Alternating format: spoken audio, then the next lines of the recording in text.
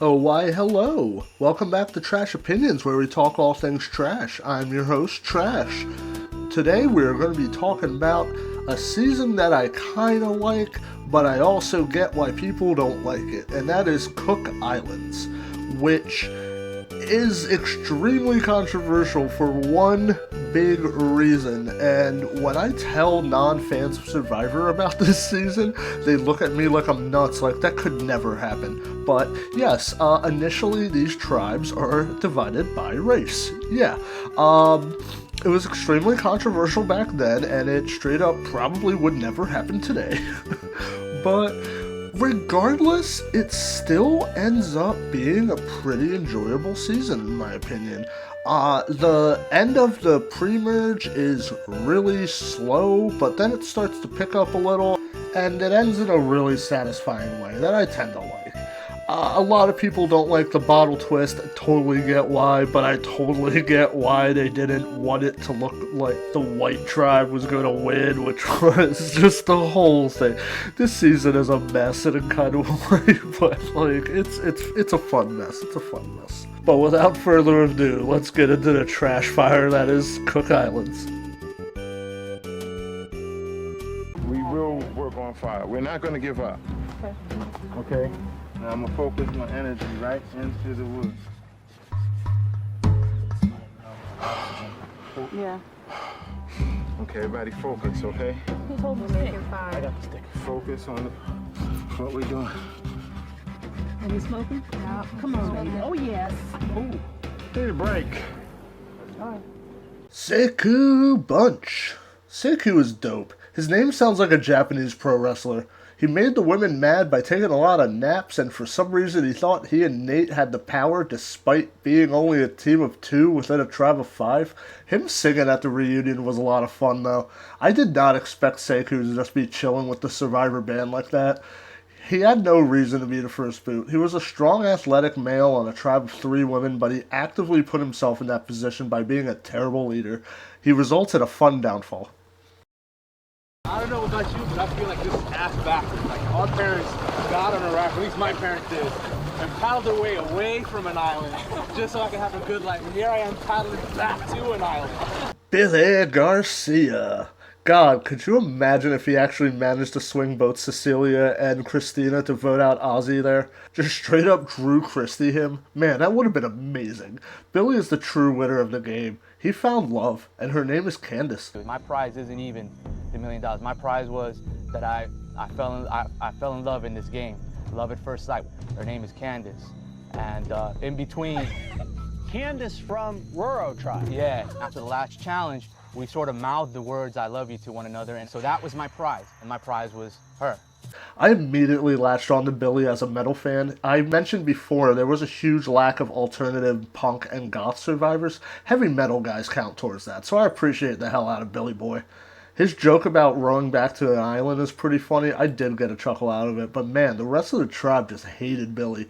Poor guy. I don't even think he did anything egregious. I feel like Ozzy mainly hated him because he was fat and wasn't a muscular guy who can be a workhorse like he and JP. They threw the immunity challenge when there were only 5 members just to get out Billy, which to me is absolutely insane. The following tribal is obviously iconic. A lot of people I've seen look at it as mean because Survivor did sort of portray it as, haha, fat guy, think hot girl like him. But to me, all the comedy from that tribal and at the end of that challenge all comes from Billy himself and from Jeff's reaction. Really bad for you guys. We love you. I love you. One thing left to do. That little smirk after he says I love you is amazing, and just the way he's spilling all of it as if, yeah, I got him now, saying that getting to know Candace was his $1 million, and with Jeff's reaction being absolutely priceless. Either Jeff really had no idea, or he's an amazing actor, and based on his few acting performances, he's not. Candace from Raro Tribe, it's so good. I also love pretending Candace and Billy really do love each other and they got married after the season. It's my own personal headcanon. I ship it. Billy's going in love.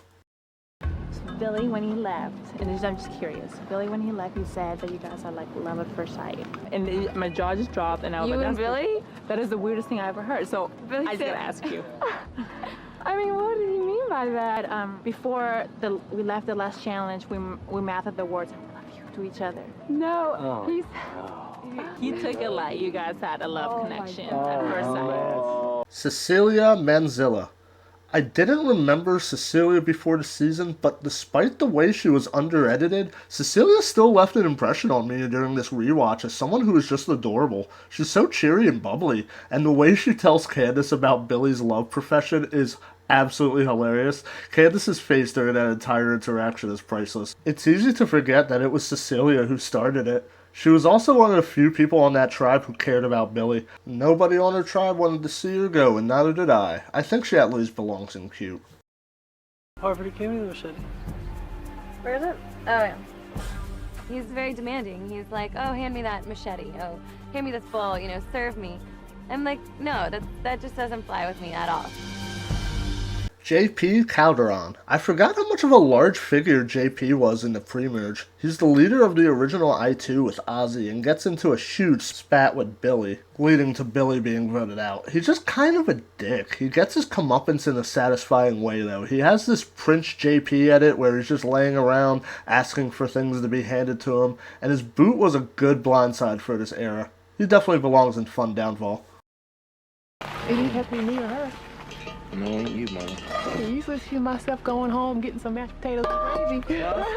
Stephanie Favor. Stephanie's cool. Kind of unremarkable as a character, but I still liked her. I felt bad Nate targeted her over not feeling it some days and talking about wanting mashed potatoes. Nate did her dirty. Her elimination was a terrible game of telephone. She's a relatable, fun mom presence on the season, so I'm gonna put her in cute. I can't believe a bunch of Asians who are so little weight so much. Come on. No more Asian jokes. Oh, that's right. What stereotype what? It's fat is fat. I'm not a first-generation American. I'm not even an immigrant. I'm a refugee. I came after the Vietnam War as a refugee. I'm a survivor in that way. I've survived the Vietnam War. I can survive this. Cowboy Bowie. Cowboy is amazing from the start. Finding out that his bad wind cure of pulling energy or whatever out of a red dot in your head is actually a real thing that they did in Vietnam and historically an Asian tradition actually blew my mind because I thought Cowboy was just talking out of his ass. Cowboy was an interesting character as the only immigrant on a season where tribes were divided racially. I wish we could have gotten more of him talking about his Asian roots, honestly. He seemed to be more in touch with his roots than the rest of Puka, hell, even I2, and I found him really interesting to listen to. It's a shame he will never return, since people literally have no idea where he even is. He's just apparently being a nomad in Asia, which is nothing less to be expected from Cowboy. He's like an attention magnet. Anytime he's on screen, I'm just completely glued to him. Him walking to the other tribe's camp was absolutely hilarious because he just plops down on a log and starts talking at them. Not to them, at them, without provocation or consent. And they just all have this look of what the hell is going on their face, and it's amazing. Why is there a tribe here? Yeah. We're out exploring, playing around. Yeah, and it's the three that we can't stand. What's happening? Are you gonna welcome us into your home or not? Then Cowboy launches into this huge, like, speech about Chinese symbology or something. In our culture, we revere the dog, the horse, the turtle, and the dragon. Those are the four creatures that we revered. Okay, every time if you look at your life, you'll find a lot of dragons. In wartime, the horse help monkeys and soldiers defend the nation. You got dragons. Okay, is he gonna stop talking? But you find out he's secretly brilliant by figuring out the concept of the split vote, which is a common practice in today's Survivor, and it's kind of nuts that he, of all people, is the one who pioneered it. While a few of his racist jokes against Asians didn't age well, Cowboy's still one of my favorite pre-merge characters of all time. He for sure belongs in love. You know, and I could just make fun of it and just laugh. Like, what do you call a Vietnamese with 3 dogs? I think the bigger picture is like we get it, but a lot of people won't get it. Exactly. I don't worry about what other people think. Well, okay. You're making jokes based on racial prejudice or stereotypes. Already, yes. He's just going to confirm them in people's minds who don't know any better. Well, a joke is a joke, right? No, it's not. No. So can I tell you got one more joke that's not really offensive to anyone here at all? Fractured my humerus and shattered my radius. So. This morning, I brought up the fact that I'm a police officer and that I was shot, almost losing my arm, and that was a life-changing experience for me. Initially, they were going to take my arm. Christina Coria. Christina was there. She was a little firecracker, but she really didn't get anything to make me remember her other than she's a cop and she got shot once. Meh. Christina and I, we don't click very well. I think it's because, for one thing, she's a cop, and also just the fact that she's a cop. Tell me your name. Jessica, but my friends call me Flicka. Flicka. My friend Flicka. That's easy. My friend Flicka. I've never seen that flick. No! Jessica Flicka Smith. Who was it? The Whiteys. The Whiteys. I was gonna say Rarotonga, but I'm the sister on the end. Sandra. Don't know about that one, Flicka. I think they were looking for another Courtney Merritt with casting Flicka, but she just wasn't. I kind of like Flicka, though. She's a memorable presence in most of her scenes, and she does get an okay amount of content in that pre-merge. Her losing the chickens and Penner getting mad at her for it is funny and memorable, and the faces she makes leave an impression on me. Seriously, she had smiling, cheerful face and frumpy face, and there was no in-between. Mildly entertaining. Where's the headache? Like right here. It's from being seasick all day. Okay, sit up. Sit up. Sit on. Brad's problem was he didn't have the normal headache. In Vietnamese, we call it a bad wind.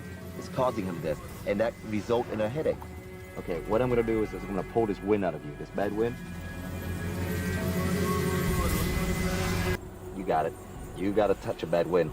It's not real bad, but it is not great. There. You feel better now. Your headache be gone in a few minutes. That will go away in a day. It fade away. That's called the indicator. What the hell happened to you? He was getting out of all the time. Wait, what? And he did that to your face? Yeah. I will be truthfully honest with you.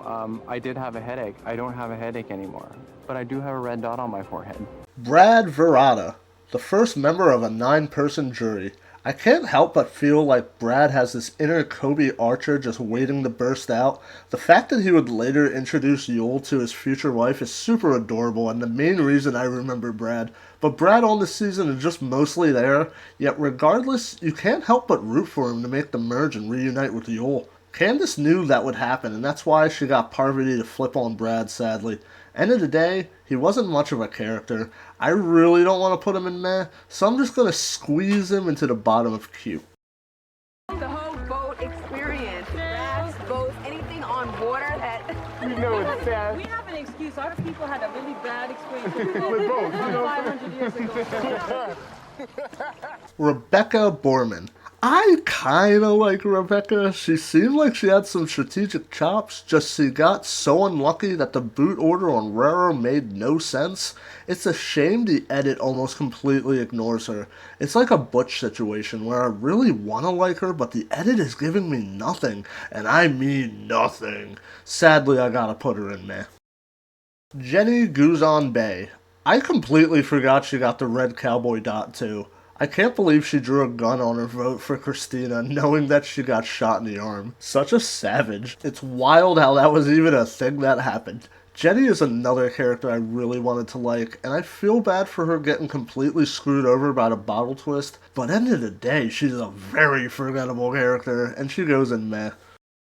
I think there definitely could be some sparks in the future, but I don't want to find myself thinking like a dum-dum and just, guys, sometimes we can't control ourselves. Nate Gonzalez. When I first saw Parvati, I was like, damn. Nate's strategy is absolutely terrible, but he's such a fun character in the early pre-merge. Yes, honey. He gets cocksure as the perceived top banana at Raro while voting wrong at almost every tribal, and the only time he votes correctly is when it's a move that hurts his game, like with Stephanie and with Rebecca. Him talking about him and Adam wanting to bust Penner's head open with a brick had me going like, but mostly Nate was pretty entertaining.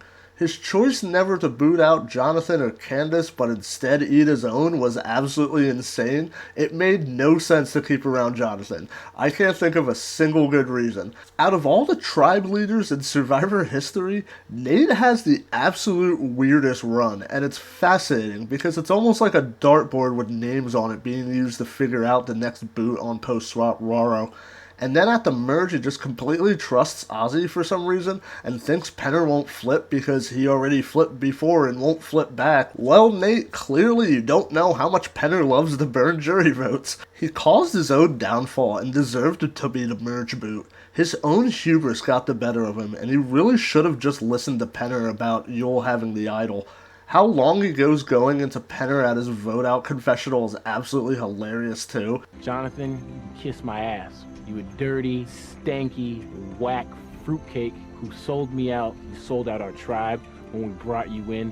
You trading bastard. So kiss my ass, Jonathan. His final tribal council question is also presented in an entertaining way when most of them were pretty basic. Nate is going near the bottom of entertaining.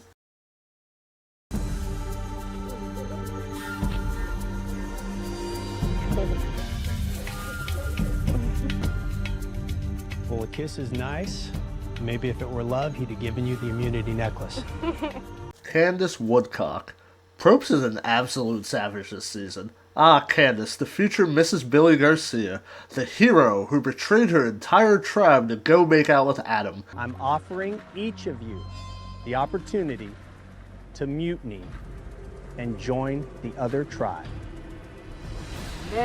You have 10 seconds to decide whether or not you want to change things up and maybe change your fate in this game. 3, 2, Candace is mutiny.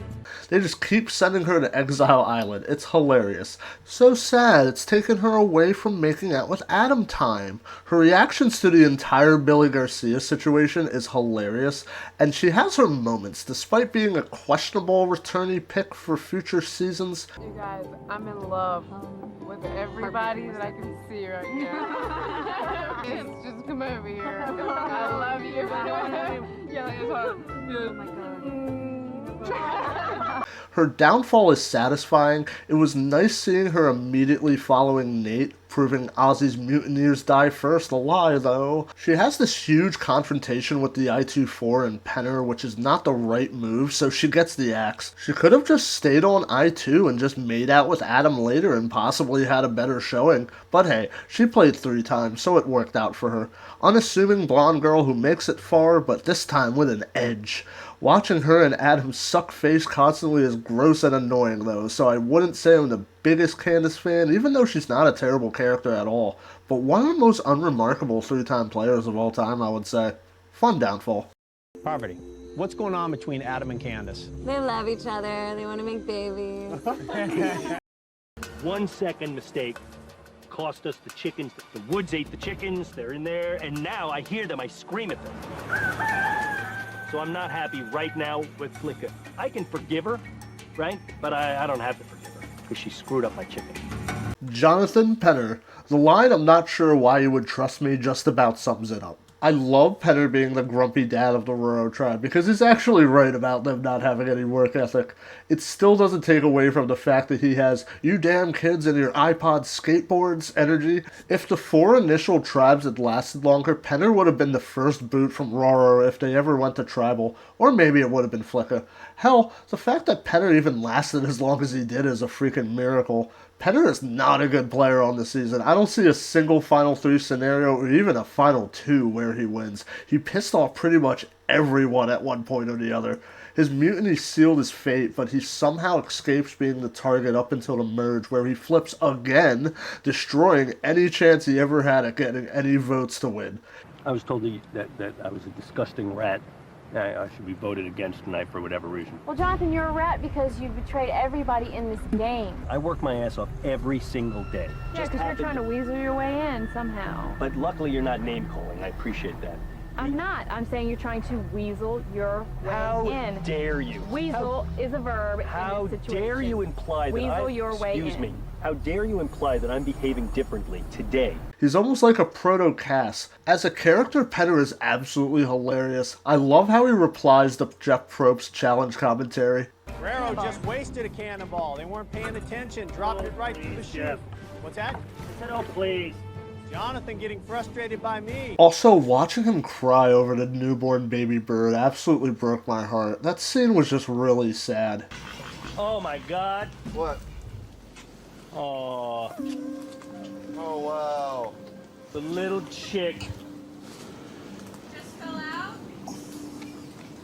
Oh, man. Thing can't fly. Oh, man. Can't put a nest back. You want to put a nest back? No. It wouldn't work, would it? This thing is newborn, like, today. Just that? And it's in my hand. I mean, I wanted to cry. I felt terrible. Yes, he's okay. He's okay. Forgive us, please. Forgive us. I'm sorry. I intruded to your house. I should know better. What am I doing these stupid things for?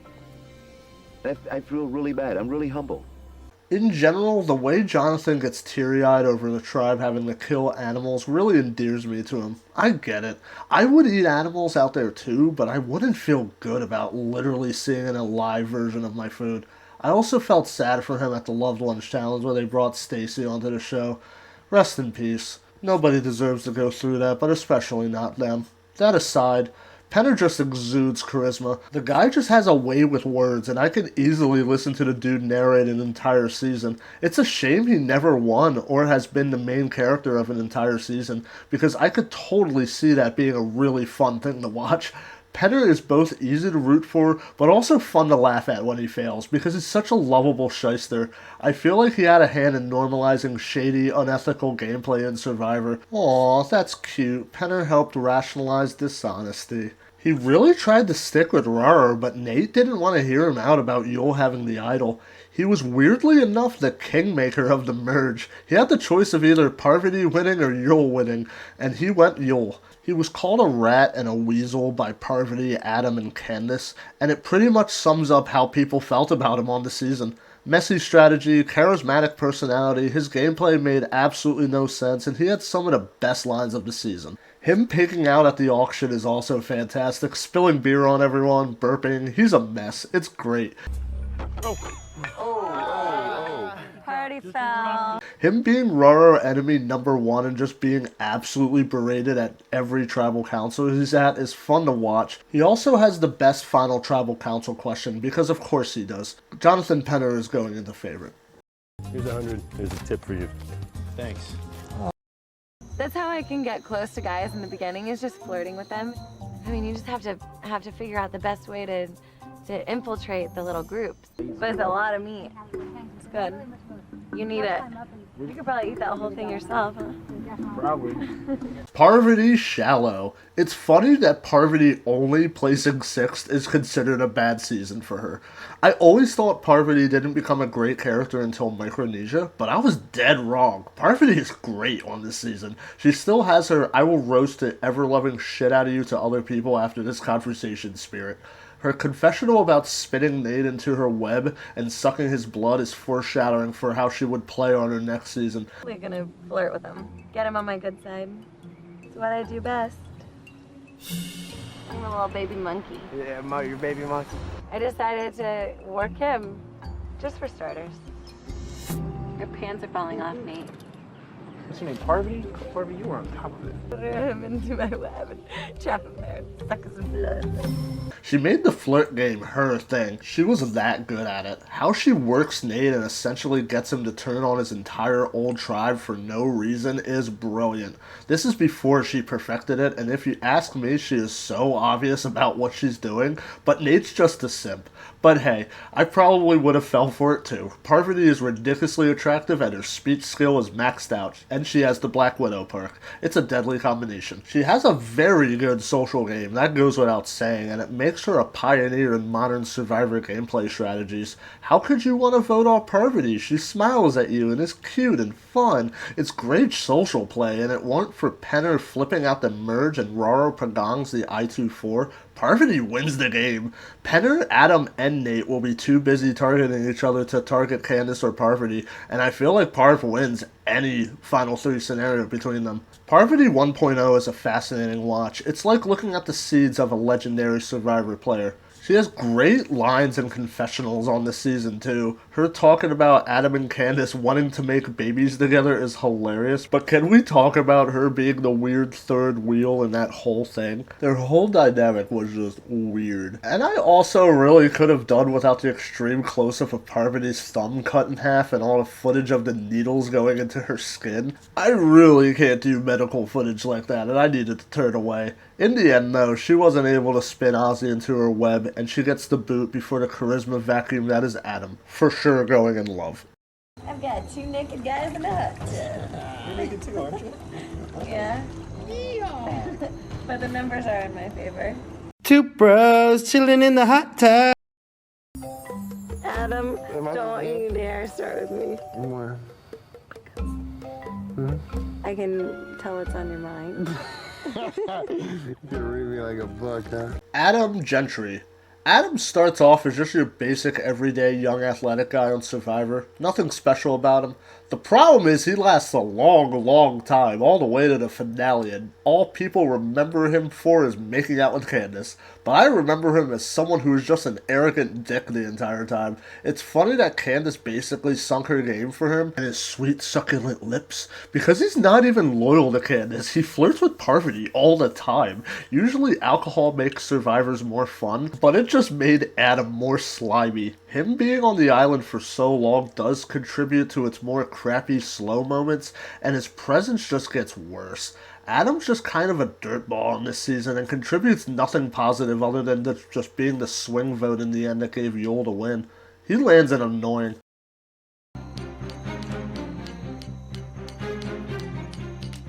Becky now following suit. Who will get the first flame?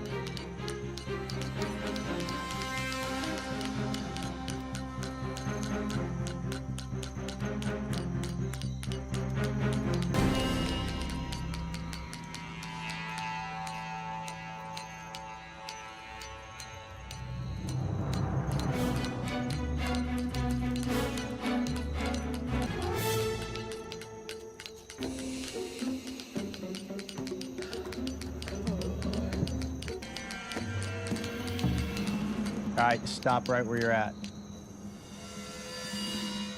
We're gonna go to matches. After 38 days out here, you should both know how to make fire. Sandra's flame goes out, can she get it back? I'm out. And Sandra is out of matches. Sandra Oakley. Sandra is very underedited, and it's sad because I really like her. Just once again, the edit gives me nothing.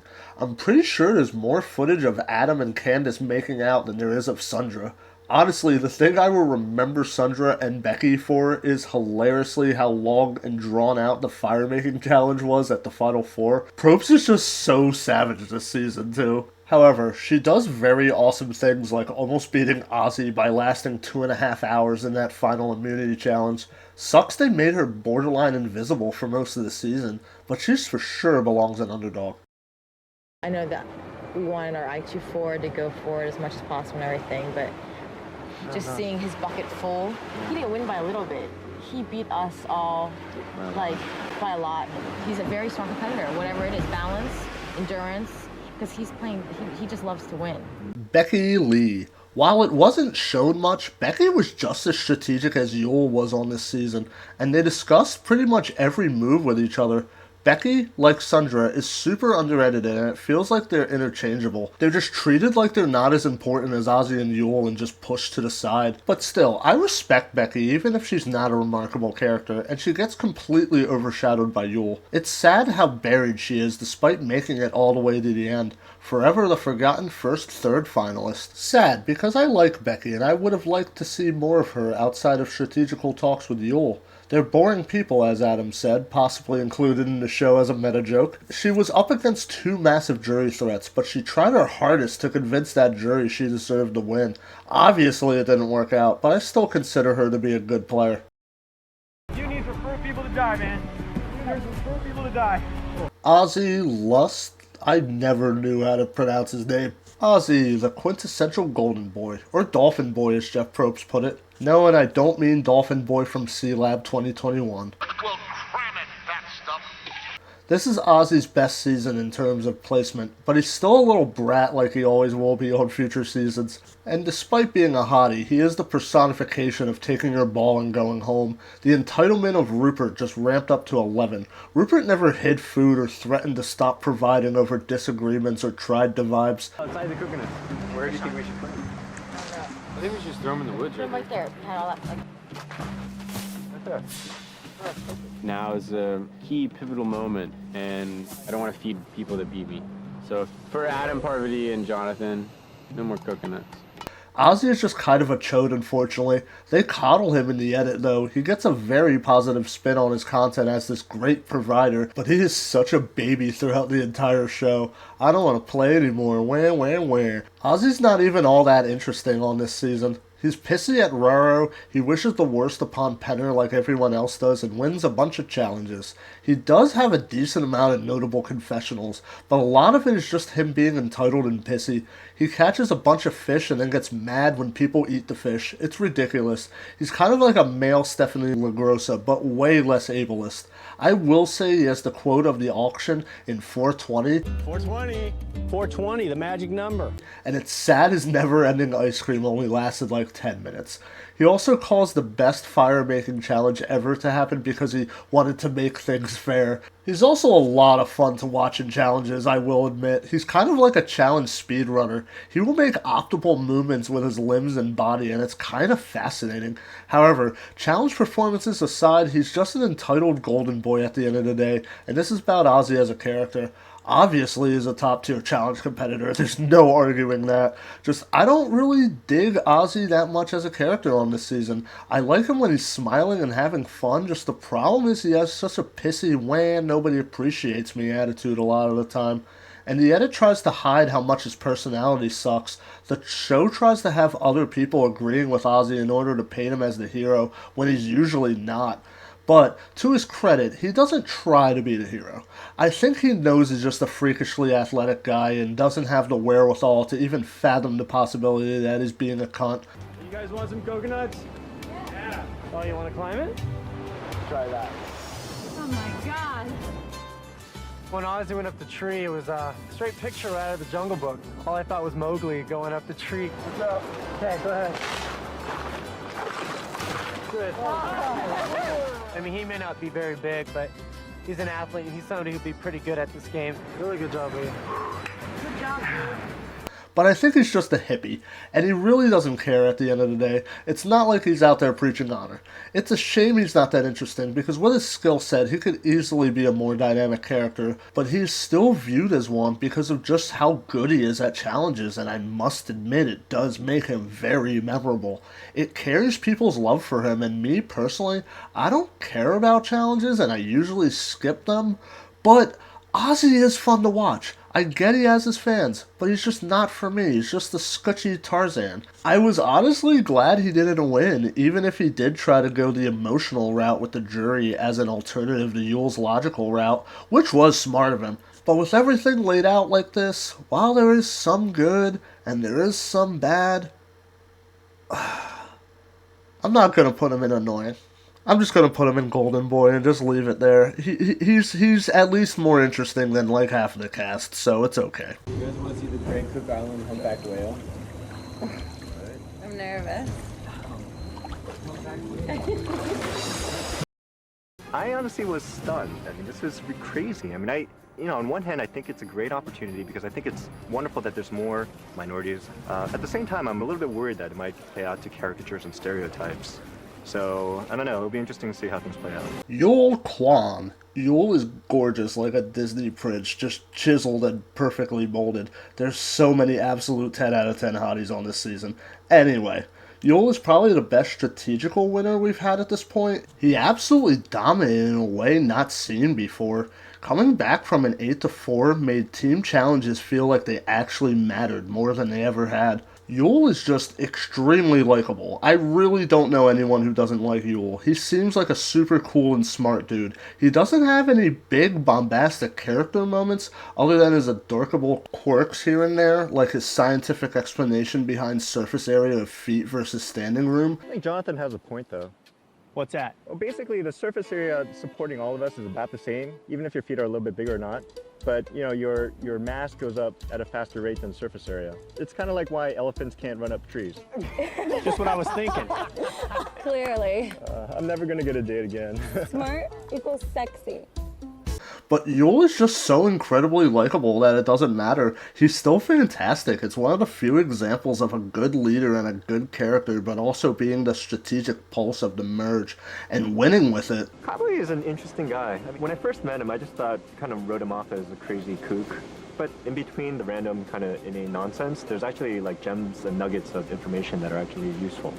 His game isn't perfect. You could argue he goes out at 4 if he doesn't have the super idol, and also hugely benefiting from the end being a final 3. The fact that he used the super idol as a bargaining chip to bring Penner to his side, and just in general managed to win despite an 8-4 deficit, was super impressive, conspiracy theories aside. Him just hijacking the auction to show off his idol is the stuff of legends. It's such a ballsy move and I loved it. I can end the suspense. I have it. You have the idol. I have the idol. Did you bring it with you? Yeah, it's in my bag. You want to show it to us now? Sure. Wow. Is it right here? It's a compass on a necklace. Looks authentic. He's just so stoic, calm, logical, and collected the entire time. He's just so cool, but also such a nerd. Yul's a very complex, very intellectual guy. To see him come out of his shell was amazing.